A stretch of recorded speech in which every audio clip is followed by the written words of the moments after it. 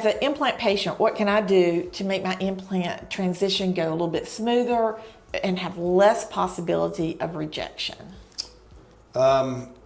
You know, while it's healing, trying not to chew on it essentially, but you know, if you get the implant placed and you know you're a good candidate to begin with, you have a very high chance. You don't really need to do much different except for maybe right after the implant's placed, just avoid chewing over there, just kind of let it integrate with the bone without messing with it too much. So before the implant, if I am a big smoker and I like to eat chocolate every day and I am not very careful with my diet, can those things really adversely impact my success? The smoking will. The smoking. So I can eat Now, anything the other I stuff want. will affect your other natural teeth. Right.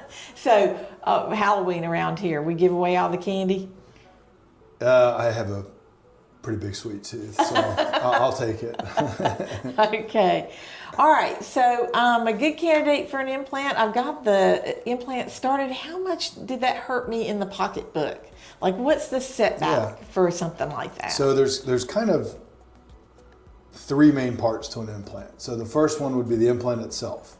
That one can range from, you know, $1,500 to $2,500, somewhere around there. You know, that could be maybe the implant, maybe you need a little help around the implant with a bone graft, you know, so that could be part of that.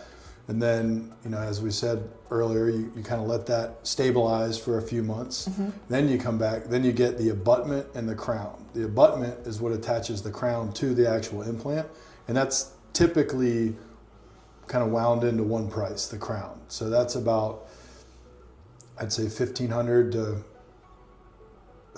maybe $2,100, somewhere around there.